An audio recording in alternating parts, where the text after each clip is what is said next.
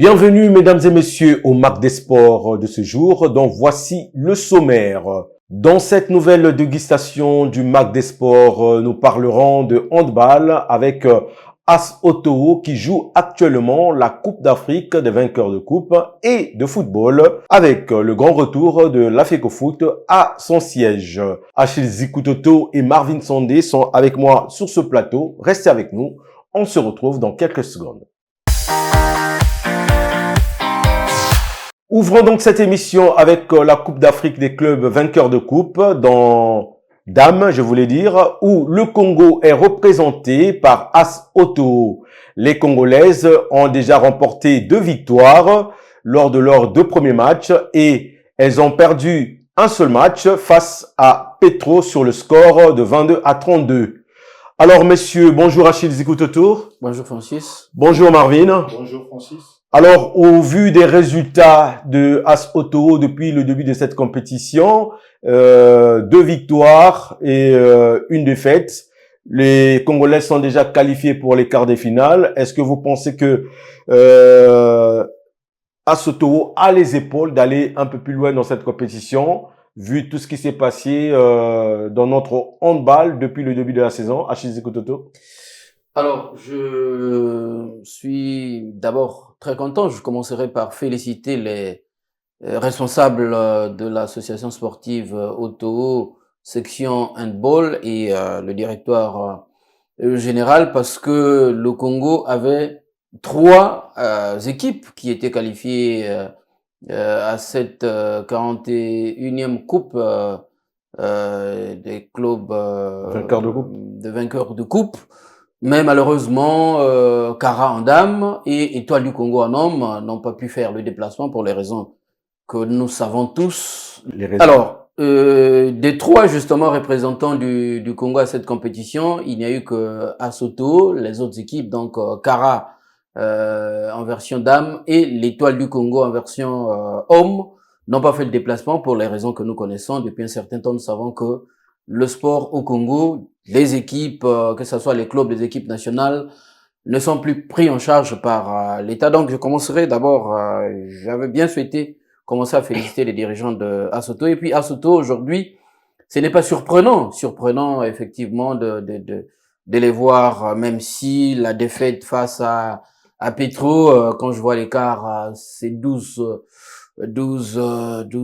buts, voilà, mais ça peut se comprendre aussi, comme tu as dit, lorsqu'on voit une équipe qui ne joue pas son championnat au niveau local, qui a eu la chance de se préparer, on va dire, sur place en Égypte, parce que il y a eu tu l'as pas peut-être évoqué, il y a eu la Super Coupe, AS Ottawa, qui a servi à AS Ottawa comme de préparation. D'ailleurs, ces 2 matchs que AS Ottawa avait perdu, les gens criaient au scandale. Parce que l'écart était énorme. Mais justement, non pas que l'écart était énorme, mais surtout, 2 matchs successifs perdus, on se disait, bon, c'est fini pour la compétition qui arrive, elle ne fera pas long feu, mais j'ai bonne foi avec cette équipe parce que AS Ottawa, quand même, c'est le 4e de la dernière édition. Marvin, est-ce que tu es du même avis que Achille Zikutoto?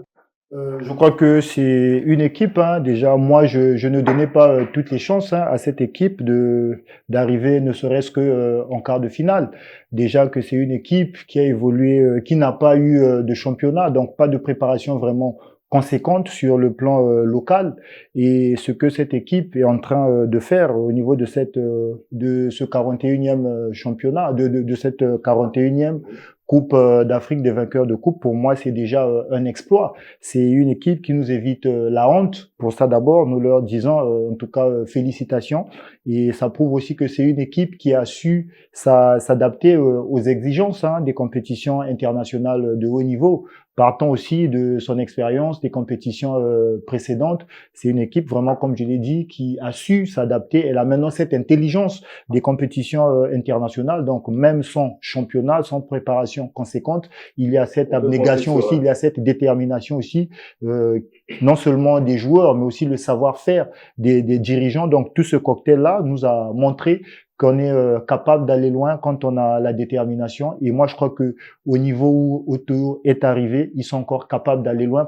Tout ce qu'Otoyo a déjà réalisé comme prouesse au niveau de cette Coupe d'Afrique donne tout le sens à cette fameuse phrase, à cet adage qui dit que l'expérience est une lanterne accrochée au dos qui n'éclaire que le chemin parcouru. Alors, changeons de sujet pour parler football. La semaine dernière, le bureau exécutif de la Fédération congolaise de football et ses agents ont repris possession de leur siège sous la supervision d'un huissier de justice, maître Jean-Ignace Massamba. Puis, le 14 mai dernier, il y a eu donc la levée de la sanction provisoire de la FIFA.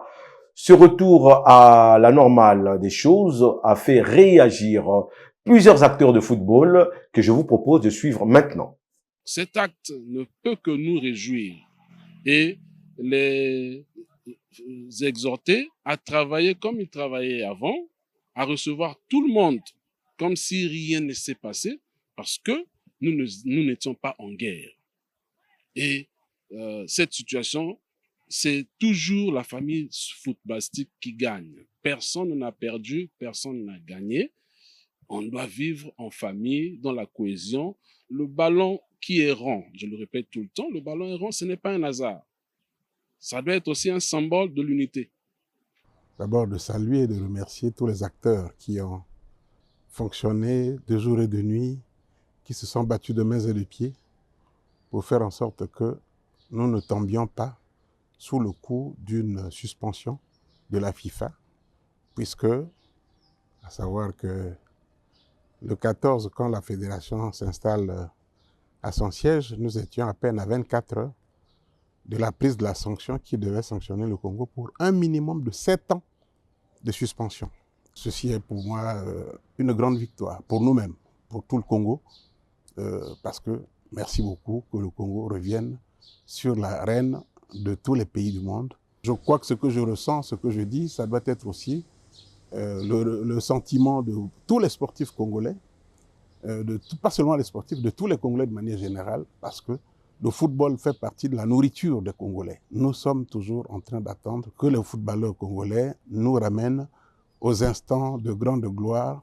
Voilà, de retour sur ce plateau. Alors, messieurs, vous avez suivi de près ces dirigeants de club. Donc, alors, Achille Zikutoto, en écoutant ces dirigeants, quelle est ta réaction après avoir vécu un peu la levée de la sanction provisoire de la Fédération congolaise de football?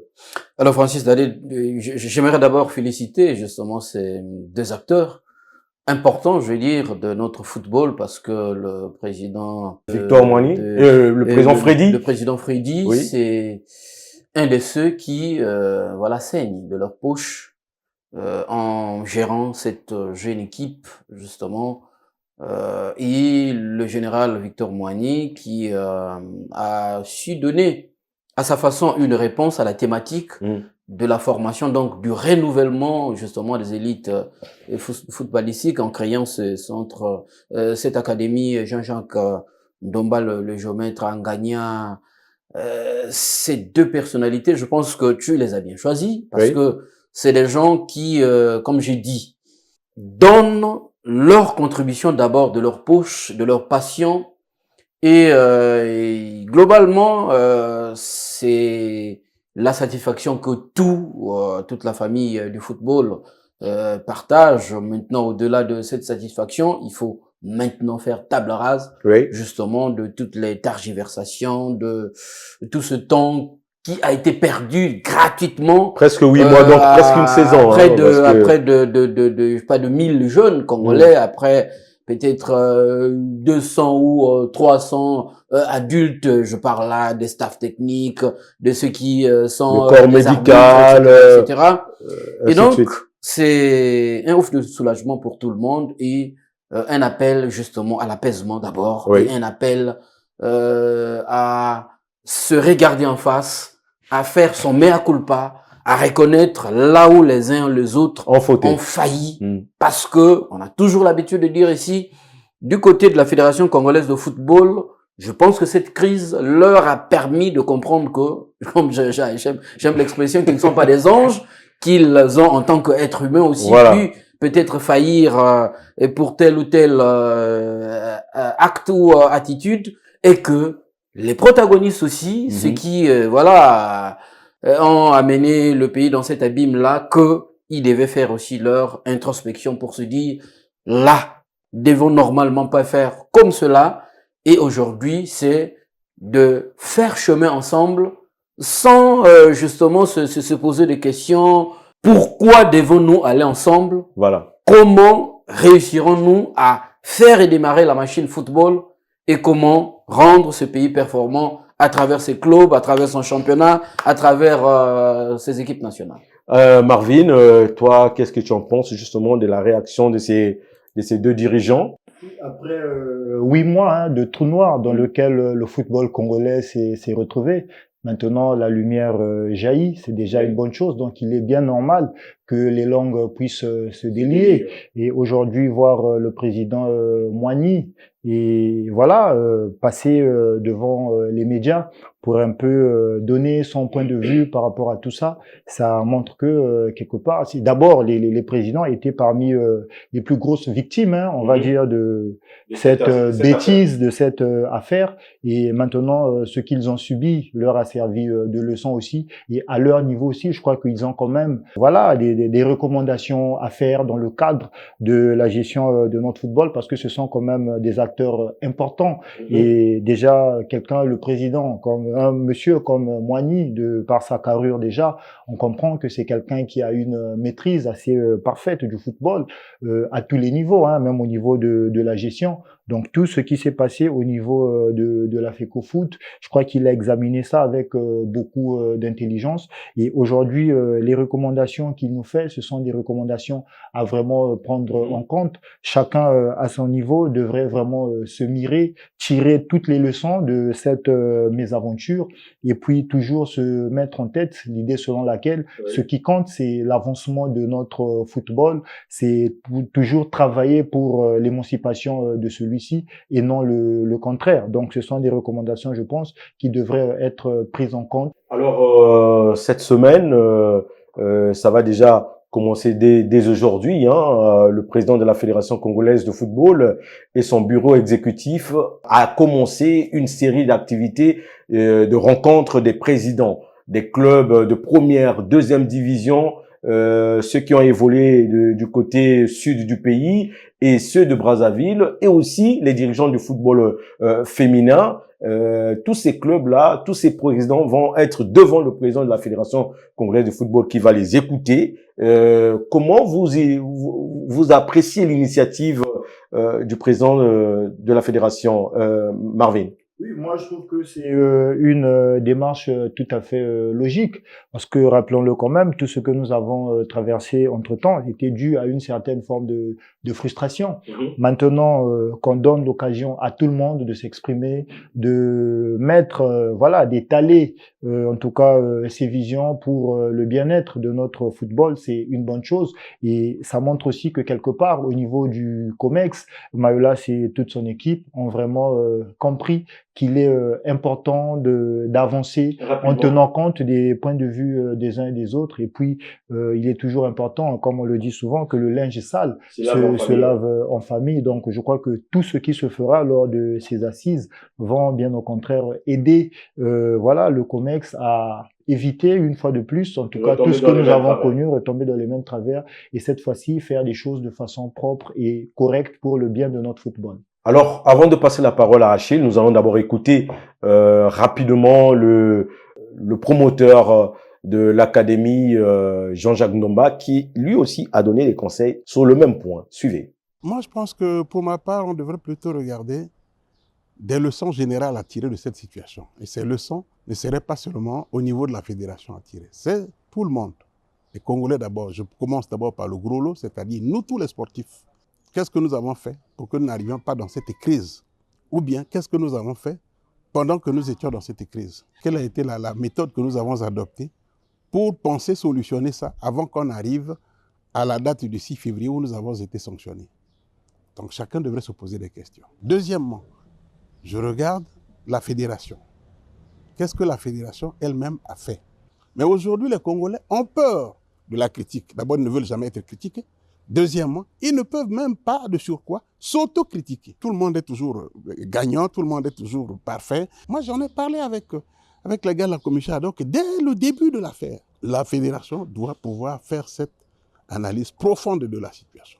Et alors dire, est-ce qu'on peut corriger qu'à partir de maintenant, là, profitant de ce que nous avons eu cette crise, comme un moment nouveau, pour essayer de regarder les choses d'une autre manière, d'avoir un autre regard jeté sur la manière d'organiser le football, le sport de manière générale, et pour que nous puissions aller vers la recherche des résultats meilleurs que ce que nous avons aujourd'hui. Voilà, Achille Zikutoto, ton avis par rapport à ces rencontres du président de la fédération, comment tu apprécies l'initiative rapidement? La vérité, c'est que, en tout cas, de mon avis, c'est que personne ne doit venir parler de lui. Oui. Et personne ne doit venir parler des initiatives, encore qu'elles étaient fausses, surtout ceux qui ont été, entre guillemets, dans la rébellion. Oui. C'est dont faut plutôt apporter chacun les idées doit parler, positives. C'est de la reconstruction et comment on doit le faire, et ensemble. Oui. Et donc, je pense que c'est une attitude, une réponse à l'attitude de conciliation que nous avons, nous aussi. Oui, ça nous rend quand même on l'a fiers, dit autour de cette table. Oui. Voilà, de donner notre modeste contribution pour se dire que voilà, la chasse aux sorcières nous amènera ne va pas nous avantager nulle part. Bien au contraire, elle pourrait peut-être encore creuser justement voilà ce fossé qui existe déjà. Donc les gens viennent dire ce qu'il est nécessaire que pour le bien du football, pour les jeunes et pour la nation. Et je pense que ce n'est que comme ça que on peut avancer ensemble. Rapidement, Marvin, parce qu'il n'y en a plus beaucoup de temps avant de passer à l'autre sujet. Rapidement. Je crois que ces réunions-là aussi sont une occasion de réinstaurer un climat de confiance, d'apaisement au niveau de l'environnement du football, donc que ce soit au niveau des présidents ou des dirigeants. Et ça prouve aussi que quelque part, nous respectons nos valeurs bantoues parce que vous savez que le Mongi, c'est un espace dédié justement au règlement de tous nos conflits et voir aussi les acteurs, les dirigeants du football, en tout cas respecter cela, c'est une très bonne chose. Pour moi, c'est de très bon augure pour l'avenir de notre football. Le président de la FECOFOOT et son bureau exécutif a commencé une série d'activités, notamment les rencontres avec les dirigeants des clubs de football masculin et du football féminin. Ce lundi 19 mai, c'était réservé aux dirigeants des clubs de la Ligue 1 afin d'échanger sur une éventuelle reprise des compétitions. Suivez le mot d'ouverture du président Guy Blaise Mayoulas lors de cette rencontre ce lundi. Suivez. L'occasion, il faut qu'on le dise franchement, cette crise nous a permis de beaucoup réfléchir. Et au finish, nous sommes tous responsables de cette crise, à l'exception de personne. Nous, fédérations, je dis nous en tant que comité exécutif et les clubs. Point n'est besoin aujourd'hui de revenir sur ce qui s'est passé. Nous aurons l'occasion d'en parler peut-être au cours d'une assemblée générale, parce qu'il faut qu'on connaisse aussi les raisons motivées de vous, les clubs. Nous formons une famille. C'est ça le football. Vous jouez au football, vous êtes des dirigeants de football, c'est le fair play. Nous voilà de retour sur ce plateau. Alors, messieurs, vous avez donc suivi le mot d'ouverture du président Guy Blaise Mayoulas. Achille Zikutoto, tu étais dans la salle. Quelle analyse fais-tu après avoir écouté le président du COMEX lors de son mot d'ouverture? Mais d'abord, Francis, ce sont les regrets justement d'un président qui s'est senti lui-même personnellement concerné et son comité exécutif. Il a simplement reconnu que les failles venaient de tout le monde, qu'il n'y avait pas de vainqueur dans justement cette crise et que c'est plutôt le football congolais qui a perdu et qui doit désormais gagner ensemble en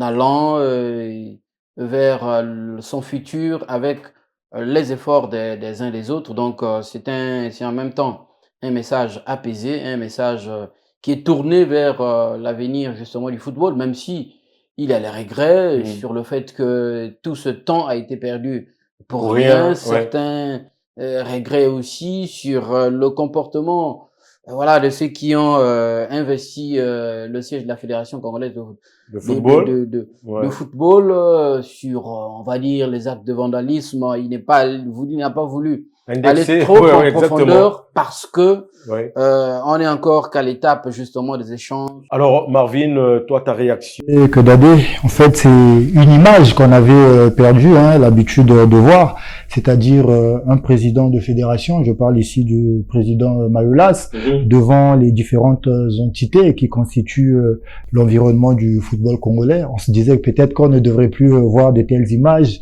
au regard de tout ce qui s'est passé, mais Dieu merci, tout étant rentré dans l'ordre, je crois que cette rencontre qui s'est tenue dans un climat de quiétude et de sérénité, en tout cas, a quand même déjà rassuré tous les acteurs qui étaient présents sur place. Oui, vraiment, c'est une image déjà qui prouve un peu que les choses sont en train de revenir à la normale.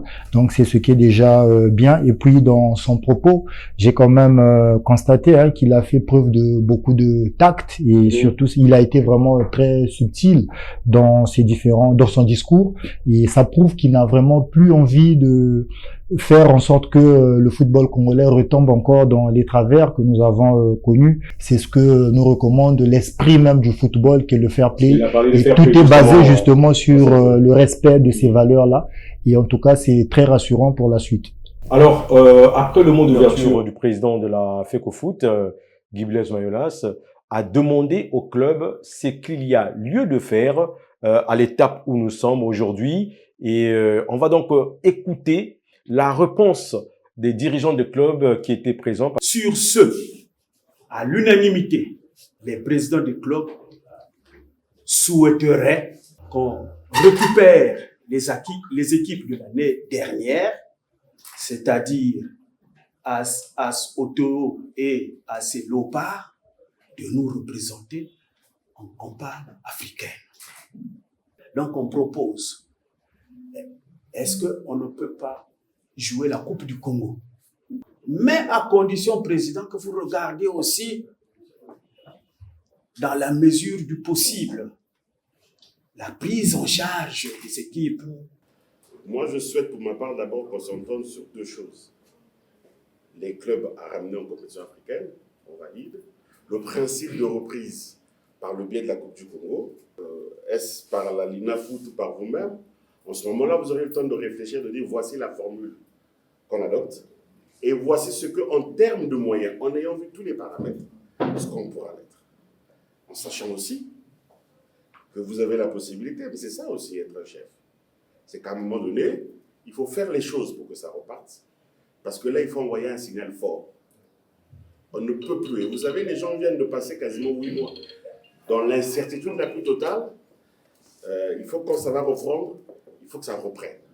Mais là, pour la reprise, elle doit être effective, elle doit bien se faire.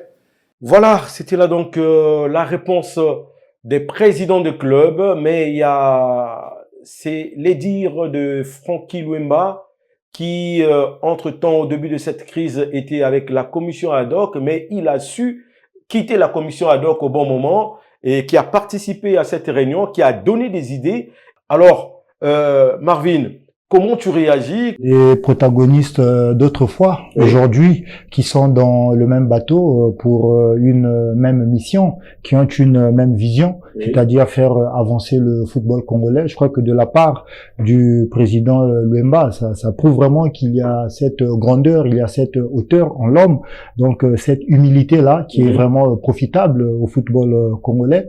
Et aujourd'hui, il a su faire preuve de bon sens en revenant justement à la raison, et voilà, c'est une très bonne chose. Et rappelons-le, il est quand même dirigeant d'un grand club du côté de la ville océane, et c'est un nom qui pèse quand même dans l'environnement du football congolais. Alors Achille Zikutoto, tu l'as écouté et d'ailleurs tu as échangé même avec lui à la fin.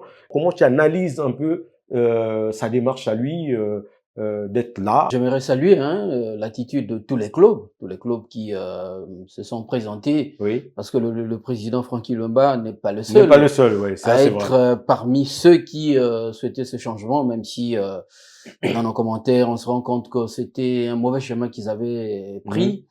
Et c'est quelqu'un qui a pris son vol ce matin à Pointe-Noire, qui est arrivé à Brazzaville. Et directement il est arrivé Justement, dans la réunion. la réunion avait quasiment déjà commencé. Tu vois, par exemple, sur la question de la désignation, ou disons, la décision des clubs pour sauver justement cette saison en compétition inter-club africaine, de choisir AC Léopard, champion du dernier championnat, et puis Asoto, deuxième pour aller représenter le pays. Il y a eu comme une sorte d'imbroglio. Il y a eu des frictions entre les présidents. Comme on a fait comme Mbongi. Oui. Ils se sont retirés pour aller se concerter. Et quand ils arrivent, il y a un président de club qui se lève, il dit, mais est-ce que tout le monde est d'accord? C'est là où il lève l'équivoque pour dire, mais écoutez, nous avons discuté, certes, tout le monde n'était pas d'accord, mais on a fait des concessions. La majorité des clubs a décidé justement de ce que nous partions dans ce sens sur des bases objectives, disons, parce que le fait de choisir les deux représentants qu'on va présenter à la CAF, c'est parce que cette crise a fait perdre des places aux coefficients aux indices FIFA, oui. Les indices CAF et à titre d'exemple, As-Auto, qui était l'équipe congolaise la mieux placée, qui était 33e au niveau du classement CAF. Et aujourd'hui 39e. Voilà. Et lorsque vous prenez Diable Noir qui venait après lui, qui était 48e, 45e, non, AC Léopard, qui était je crois 45e, qui se retrouve très loin. Oui. Diable Noir, c'est pareil, ça veut simplement dire quoi?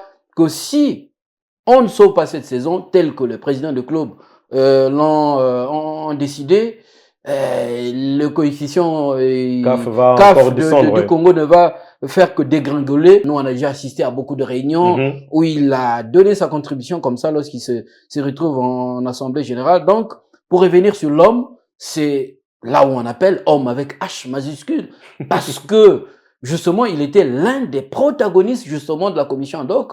Arrivé comme ça, faire profil bas, c'est l'essence et le sens même justement du fair play qu'il vient de démontrer aux uns aux autres. Et ce n'est que comme ça que notre football va gagner, aller de l'avant. Marvin, toi, qu'est-ce que tu penses de cette décision unanime, on va le dire comme ça? C'est vrai qu'on a déjà perdu quelques places, donc pour ne pas les perdre davantage, je pense bien que la décision prise par les présidents des clubs qui étaient présents à la réunion d'aujourd'hui, et je pense bien réfléchi, parce que nous sommes dans un contexte où les décisions devraient vraiment aller vite, parce que c'est vraiment une course contre la montre pour limiter les dégâts. Je crois que c'est l'une des solutions, sinon la solution pour moi la plus objective. Donc reprendre simplement le cas de figure de l'année passée, à savoir le champion qui était Léopard représente le Congo en C1 et voilà le vice-champion Otoyo en C2. Donc c'est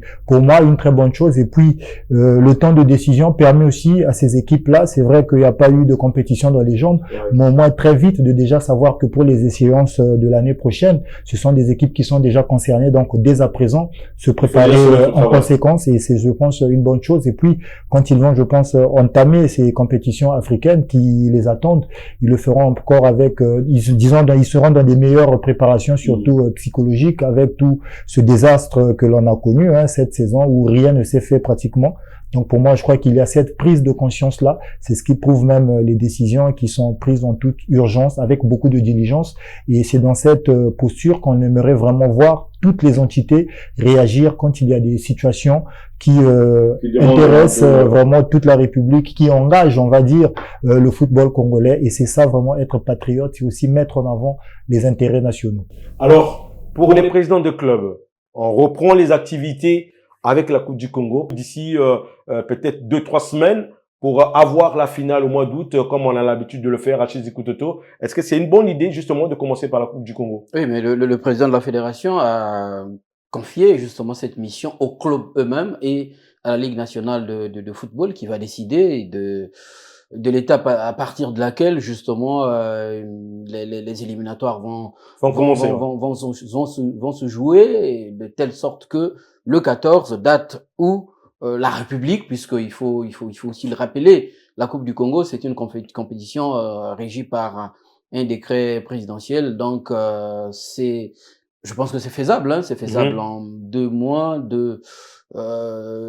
si on joue les matchs à élimination directe, à élimination directe, je pense que ça peut se faire. C'est une façon aussi de donner un peu du temps de jeu justement aux deux qu'ils ont responsabilisés pour, ils ont choisi pour aller leur représenter en compétition interclub.